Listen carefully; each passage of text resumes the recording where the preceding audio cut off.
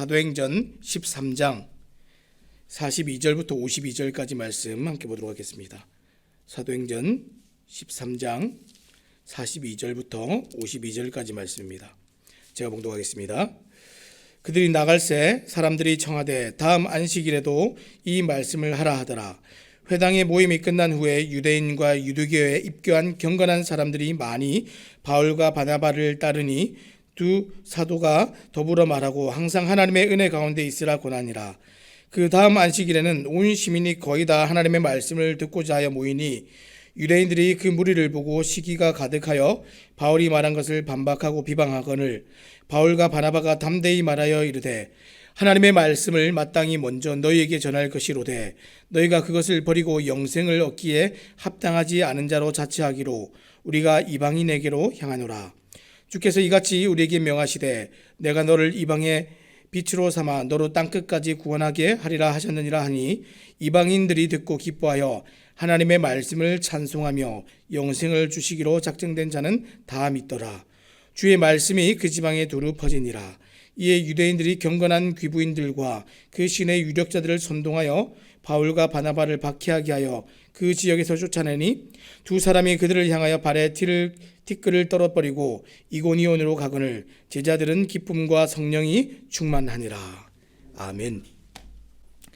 오늘 우리가 박해 가운데 전진하는 복음이라는 제목을 가지고 함께 말씀을 나누기 원합니다.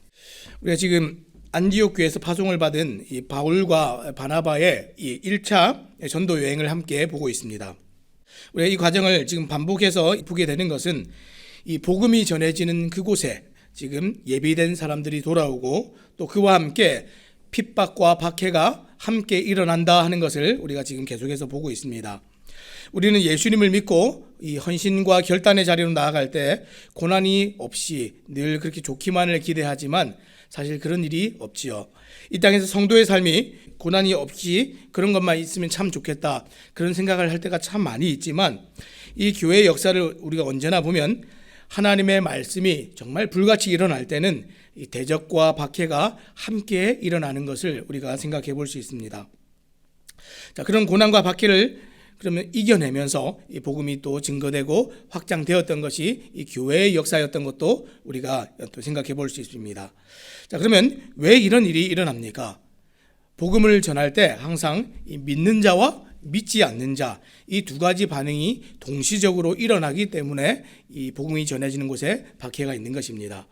지금 오늘 말씀해 보니까 바울과 바나바는 이 비시디아 안디옥에서 이 안식일에 회당에 들어가 예수님의 죽음과 부활에 관한 설교를 했습니다. 그때 사람들의 반응이 어떻게 나타났습니까? 마찬가지로 믿는 자도 있고 믿지 않는 자도 있었습니다. 자, 먼저 믿는 자들이 어떻게 반응을 했는지 함께 살펴보겠습니다. 자, 42절 43절입니다.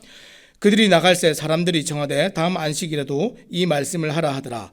회당의 모임이 끝난 후에 유대인과 유대교에 입교한 경건한 사람들이 많이 바울과 바나바를 따르니 두 사도가 더불어 말하고 항상 하나님의 은혜 가운데 있으라 고하니라.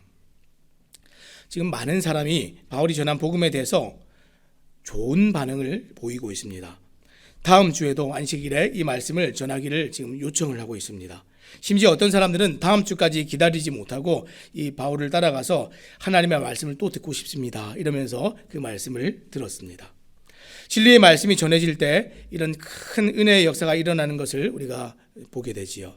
사람들이 이렇게나 몰려오고 이렇게나 진리의 반응을 할 때 여러분은 이제 어떤 말을 해주시겠습니까? 진리에 반응하는 그 사람들을 향하여서 이 바울과 바나바는 이렇게 말했습니다. 자, 43절 다시 제가 한번 읽어보겠습니다. 회당의 모임이 끝난 후에 유대인과 유대교에 입교한 경건한 사람들이 많이 바울과 바나바를 따르니 두 사도가 더불어 말하고 항상 하나님의 은혜 가운데 있으라 고하니라. 지금 뭐라고 권면을 해줬습니까? 따라온 사람들에게 항상 하나님의 은혜 안에 은혜 가운데 있으라 이렇게 권면을 했습니다. 하나님의 은혜가 이 마음이 열린 사람들에게 지금 흐르고 있고 지금 임하고 있습니다.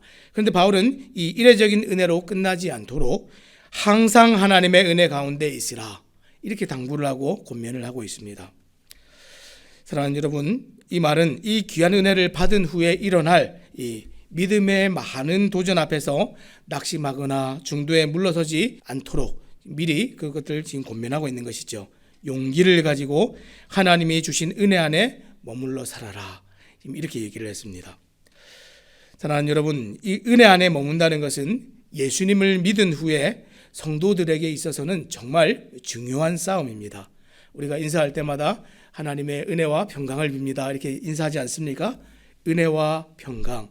우리가 그리스도인들이 살아가는 데 있어서 굉장히 특징적인 표현입니다. 자, 그런데 지금 이 은혜 안에 살아가는 일은 지금 중요한 싸움이다 이렇게 얘기를 했는데 왜 이것이 싸움입니까? 결코 저절로 되지 않기 때문에 그렇습니다.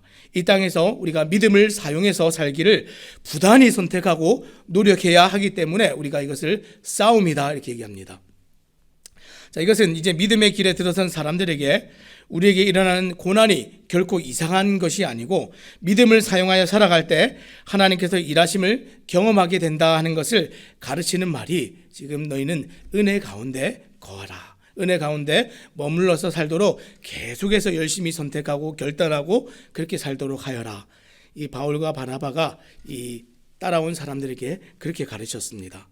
그리고 동시에 복음을 전하면서 일어나는 반대와 핍박을 보면서 이 바울과 바나바가 스스로에게 늘 되뇌이는 말이 또 항상 하나님의 은혜 가운데 있으라 하는 것이 아니었을까 생각해 보았습니다.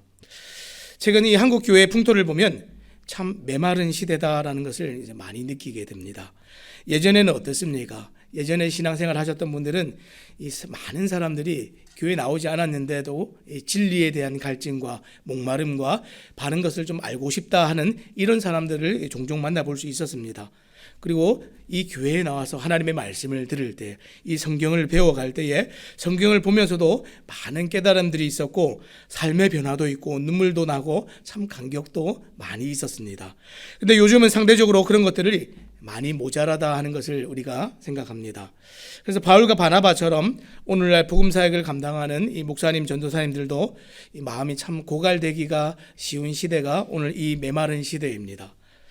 저도 사실 이제 그런 사람 중에 하나입니다.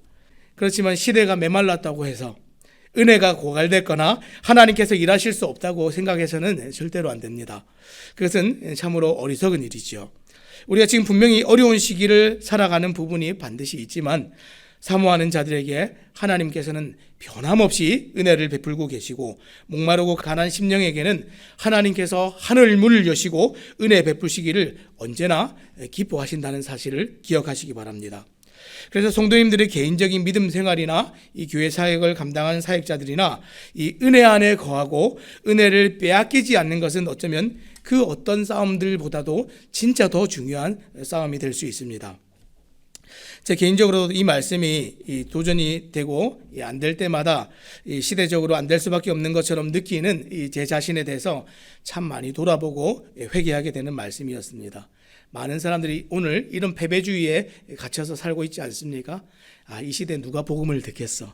내가 복음을 전한다고 누가 이제 듣기나 하겠어? 사람들은 이제 하나님의 말씀이나 예수님이나 복음에 교회에 전혀 관심이 없는데 그렇지가 않습니다. 사랑하는 여러분, 교회가 어렵지 않은 시대는 한 번도 없었습니다. 늘 교회는 이 세상에 도전을 받고 있었고 어려웠지요. 세상이 복음을 늘 듣고 환영하기만 하는 것이 아닙니다. 사실 43절에 이 말씀을 할 때만 해도 말씀을 잘 듣고 반응하고 심지어 따라와서까지 듣는 사람들 이렇게 보이고 있지만 뒤에 나오는 말씀들을 보면 지금 박해가 또 일어납니다. 정말 복음을 전하는 사역이 이때만 해도 이렇게 신날 수가 없었지요. 그리고도 다음에 어떤 일이 일어났습니까? 자, 44절입니다. 그 다음 안식일에는 온 시민이 거의 다 하나님의 말씀을 듣고자 하여 모이니. 처음에는 어떻게 했습니까? 처음에는 회당에 들어가서 유대인들에게 복음을 전했는데 한 주가 지나고 다시 그 다음 안식일이 됐는데 그 비시디아 안디옥에 있는 온 시민들이 거의 다 모였다. 성경이 이렇게 기록하고 있습니다. 너무 놀랍게도 이 비시디아 안디옥에 있는 거의 대부분의 시민들이 바울과 바나바가 전하는 이 하나님의 말씀을 듣기 위해서 지금 다 모였습니다. 자, 그런데 그때 어떤 일이 일어났습니까? 45절입니다. 유대인들이 그 무리를 보고 시기가 가득하여 바울이 말한 것을 반박하고 비방하거늘. 지금 온 시민이 거의 다 하나님의 말씀을 들으려고 모인 그 성공적인 사역의 현장에, 그 은혜가 흘러 넘치는 그 현장에 동시적으로 시기가 가득하여 반박하고 비방하는 자들이 생겨났습니다. 여러분, 이게 지금 교회의 역사입니다. 이게 교회 역사에 늘 일어났던 일입니다. 교회 안에서도 그렇고 교회 바깥에서도 그렇고, 한쪽에서는 하나님의 은혜가 지금 임하고 있는데 또 한쪽에서는 비방하고 반박하는 자들이 이렇게 나옵니다. 여러분, 이 비방하는 자들 때문에 마음이 정말 이렇게 쪼그라들고 두려워지고, 정말 마음에 이 하나님의 말씀을 전하는 것에 정말 패배주의 같은 그런 일들이 우리 안에 일어날 이유가 전혀 없습니다. 언제나 늘 일어났던 일이지요. 사랑하는 여러분, 그 은혜는 모든 사람들의 것이 아닙니다. 하나님께서 마음을 열어주시고 하나님의 선택과 주권 아래서 믿음으로 반응한 사람들의 것이 은혜이지 모든 사람들의 것이 아닙니다. 그래서 은혜 안에 들어오지 않은 사람들은, 여전히 믿음이 없는 사람들은 시기하고 반대하면서 그렇게 일어났습니다. 눈앞에 은혜가 있지만 함께 경험하고 함께 나아가는 것이 불가능한 사람들입니다. 여러분, 눈앞에 은혜가 이렇게 막 넘치고 흐른다고 사람들이 다 은혜를 받는 것이 아니라는 것 기억하시기 바랍니다. 진리의 말씀으로 인해서 은혜가 넘칠 때 고난과 어려움이 생기는 것이 이 교회 역사의 반복입니다. 여러분이 은혜를 받아서 삶이 변하고 감동이 있으면 좋은 일만 일어난다 하는 것, 성경이 아니다라고 지금 분명히 얘기하고 있죠. 좋은 일만 있는 것이 아니라 반드시 박해하고 핍박하고 반대하는 자들이 우리 앞에 늘 있습니다. 그러면 어떻게 살아가야겠습니까? 대적하는 무리와 못 견디하는 사람들이 같이 일어나서 바울과 바나바가 지금 막 이렇게 고난을 겪는 가운데 있는데, 오늘 바울과 바나바가 지금 어떻게 대처를 하고 있는지 한번 보시기 바랍니다. 46절입니다. 바울과 바나바가 담대하게 말하여 이르되 하나님의 말씀을 마땅히 먼저 너희에게 전할 것이로되 너희가 그것을 버리고 영생을 얻기에 합당하지 않은 자로 자처하기로 우리가 이방인에게로 향하노라. 여러분, 지금 바울은 이 사역을 하면서 하나님의 말씀을 전하면서 분명한 원칙을 가지고 있습니다. 지금 이 원칙에 따라서 지금 반응을 하고 있는데, 바울은 이 원칙을 왜 가지고 있습니까? 이런 일들이 일어날 줄 알았기 때문에 이런 원칙을 가지고 사역을 하고 있습니다. 우리가 이런 일이 일어날 줄 모르면 굉장히 충격을 받고 사역이 다 무너지고 마음이 무너지고 정신이 다 무너지겠죠. 그런데 바울은 그렇게 하지 않습니다. 자, 이렇게 얘기했습니다. 먼저는 동족인 유대인에게 복음을 전하는 것이 원칙이고, 두 번째는 유대인들이 받지 않으면 곧장 나는 이방인에게로 가겠다. 이게 지금 마음속에 일어나는 것에 즉각적으로 반응하는 지금 원칙을 보여주고 있습니다. 오늘 본문에서 이방인에게로 향한다는 것은 지금 이제 다시는 유대인에게 복음 전하는 일, 그것을 내가 이제 하지 않겠다, 이 얘기가 아닙니다. 오늘 이 본문에서 이렇게 말해놓고서도 다른 지역에 가면 바울이 제일 먼저 했던 것이 무엇입니까? 어느 지역에 가든지 유대인의 회당에 제일 먼저 갔습니다. 왜냐하면 이 유대인들은 하나님의 말씀과 약속을 받은 백성들이기 때문에 그렇습니다. 그리고 바울에게 있어서는 사랑하는 형제이고 또 바울의 동족이었기 때문에 바울은 사실 이 마음속에 이 우선순위 제1번은 이 유대인들, 자기의 동족들, 이들이 정말 복음을 들었으면 좋겠다. 이것이 바울의 마음에 있는 소원이었습니다. 사랑하는 여러분, 여러분은 은혜를 받고 믿음으로 구원을 받았을 때 누구에게 복음을 제일 먼저 전했습니까? 전혀 모르는 어떤 사람들에게 우리가 전하지 않았을 겁니다. 나와 가장 가까이에 있고 내가 가장 사랑하는 사람에게 아마 복음을 전했을 겁니다. 그 중에서 어떤 사람들은 그때 믿었고 또 어떤 사람들은 지금까지도 믿지 않고 있는 사람들이 있을 겁니다. 내 가장 가까운 사람들이 지금까지도 믿고 있지 않다고 해서 내가 그 사람들에게 복음 전하는 것만 하고 다른 사람들에게는 복음 전하지 않겠습니까? 그 사람들이 믿지 않는 것은 우리가 기다릴 이유이고, 우리는 또 어찌하든지 또 믿겠다 하는 사람들에게 가서 또 복음을 전해야 되지 않겠습니까? 바울이 지금 그러한 원칙들을 가지고 지금 복음을 전하고 있습니다. 바울이 유대인들을 포기하거나 지금 버린 것이 아닙니다. 바울이 유독 이방인들을 더 사랑하기 때문에 이방인들에게 그렇게 갔던 것도 아니라는 겁니다. 그저 지금 복음을 듣지 않는 자들에게서 돌아서서 복음을 듣는 자들을 향했을 뿐입니다. 가장 가까운 사람들이 믿지 않는 것은 어쩌면 가장 마음 아픈 일이었을 겁니다. 바울은 이 일도 그런데 하나님의 주권 아래 일어나는 일이라는 것을 분명히 믿었습니다. 그래서 47절 48절에 뭐라고 얘기했습니까? 주께서 이같이 우리에게 명하시되 내가 너를 이방의 빛으로 삼아 너로 땅끝까지 구원하게 하리라 하셨느니라 하니 이방인들이 듣고 기뻐하여 하나님의 말씀을 찬송하며 영생을 주시기로 작정된 자는 다 믿더라. 지금 바울이 이사야서 말씀을 인용해서 자신이 이방인의 사도로 부름을 받았다 하는 것을 지금 얘기하고 있습니다. 그러면서 이 얘기를 할 때 뭐라고 얘기합니까? 첫째는 진리의 말씀이 없어 캄캄한 이방의 빛이 되도록 복음을 전하도록 하나님께서 명령하셨기 때문에 나는 지금 간다, 이렇게 얘기했습니다. 내가 지금 너희가 싫어서 가는 것이 아니라 지금은 하나님의 명령이 나에게 그렇게 말씀하고 있기 때문에 나는 간다, 이렇게 얘기했고, 둘째는 유대인들은 기뻐하지 않는데 지금 이방인들은 지금 말씀에 반응하고 기뻐하고 그 말씀을 받기 때문에 나는 지금 이방인에게로 간다, 이렇게 얘기했다는 겁니다. 바울이 이방인의 사도가 되고 그들을 지금 향하는 것, 하나님의 명령과 지금 이 시대적으로 그들이 반응하고 있기 때문에 나는 그렇게 사역한다, 이렇게 지금 정리를 해서 얘기를 했습니다. 유대인들이 그렇게나 거부하는데도, 그런데 그 지역의 사람들 한번 보십시오. 어떻게 하고 있습니까? 유대인들은 한 주가 지나면서 마음에 이게 맞아? 우리가 믿는 거랑 좀 다른 것 같은데 이 말씀을 거부하고 반응하지 않았습니다. 그런데 이방인들은 어떻게 했습니까? 하나님의 말씀이 이방인들에게도 처음부터 약속되어졌고 이 말씀이 오늘 응해서 우리에게 왔구나, 이 말씀을 깨달아가기 시작했습니다. 그 결과로 49절 이렇게 얘기합니다. 주의 말씀이 그 지방에 두루 퍼지니라. 유대인들은 은혜의 말씀을 소유하고도 가지고 있으면서도 성경을 가지고 있는 민족이었는데도 불구하고 은혜 안에 거하지 못했는데, 이방인들은 어떻습니까? 은혜 안에 거하기를 힘썼습니다. 복음을 듣고 나온 그 사람들에게 이 바울과 바나바가 뭐라고 권면했다고요? 너희는 은혜 안에 거하기를 힘쓰라, 이렇게 얘기했는데 이 사람들은 은혜 안에 거하는 것을 너무 힘썼습니다. 이 둘의 상반된 반응이 지금 상반된 결과를 낳았습니다.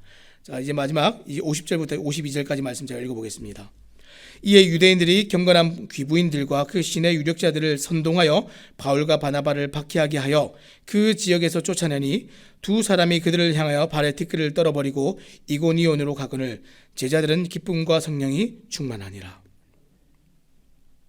결과가 어떻게 끝났습니까? 기쁨과 성령이 충만하니라. 우리가 이 사역의 이 결과들은 열매로서 알 수가 있습니다. 박해가 분명히 일어났는데 결과적으로 이 어디죠? 지금 안디옥에서는, 비시디아의 안디옥에서는 지금 사람들이 다 믿게 되고 기쁨과 이 성령이 충만한 결과로 나타났습니다. 사랑하는 여러분, 이것이 지금 바울의 사역의 결과이고 복음을 받아들인 사람들, 은혜 가운데 거했던 사람들의 결과들입니다. 그런데 반대로 은혜를 받지 않은 사람들은 어떻게 하고 있습니까? 지금 50절 말씀에 보니까 유대인들이 경건한 귀부인들과 그 신의 유력자들을 선동했다, 이렇게 얘기했습니다. 도저히 많은 다수의 사람들이 믿으니까 자신들의 힘으로 어찌할 수 없을 때 힘이 있는 사람들을 움직였습니다. 선동했습니다. 근데 정말 재미있는 것은 지금 우리가 처음 시작할 때 이 말씀을 듣는 사람들이 어떤 사람들이었습니까? 이 43절 말씀에 보니까 회당의 모임이 끝난 후에 유대인과 유대교에 입교한 경건한 사람들이, 이렇게 얘기했습니다. 처음에 말씀을 들었던 사람들이 경건한 사람들인데 지금 50절 말씀에는 이 유대인들이 경건한 귀부인들을 선동했습니다. 전혀 믿지 않는 사람들, 전혀 반응하지 않는 사람들이 지금 움직인 것이 아니라 믿으려고 하고 있는데 그 사람들을 움직이고 방해하고 있습니다. 은혜 안에 거하기를 힘쓰지 않으면 경건하게 하나님의 말씀을 들으려고 했던 사람들조차도 언제든지 이렇게 지금 무너질 수 있고 이 도전을 받을 수 있고 미혹될 수 있다는 것 성경이 우리에게 얘기하고 있습니다. 오늘 말씀을 맺겠습니다. 오늘 말씀에 이 교회가 이 하나님의 말씀을 전하려고 할 때에, 정말 사도들이 이 말씀을 전하려고 할 때에 박해와 핍박이 일어났다 하는 것 기억하시기 바랍니다. 우리가 하나님의 말씀을 듣고 결단하여서 나아가면 언제나 사람들이 무조건 다 반응하는 것은 아닙니다. 뜨거운 반응이 일어나고 하나님의 역사는 분명히 일어나는데 그런 중에도 핍박하고 비방하고 반응하지 않는 이런 사람들이 늘 있다는 것 기억하시기 바랍니다. 그럼에도 불구하고 결과가 무엇입니까? 그 모든 박해를 이겨내고 이 하나님의 복음은 전진했다는 겁니다. 오늘 이 시대를 바라볼 때에 절대로 패배주의에 빠지거나 이 메마른 시대 때문에 우리가 절대로 마음이 약해질 필요가 없습니다. 용기를 내시기 바랍니다. 오늘 우리 교회가 이 시대를 감당하도록 하나님께서 이 말씀을 주실 때에 우리가 힘을 내시기 바랍니다. 그래서 우리 모든 사역을 감당하는 모든 분들이, 또 우리 교회에 속해 있는 모든 성도님들이 이 말씀을 듣는 자들에게 가서 복음 전할 때에 하나님께서 반드시 역사하신다는 사실을 믿으시고, 듣는 자들을 향해서 나아가서 이 말씀을 전하시고, 오늘도 그렇게 하나님의 말씀을 담대히 또 감당하며 살아가시는 또 새삼 침례교회 모든 성도님들 되시기를 우리 주님의 이름으로 부탁드립니다. 기도하겠습니다.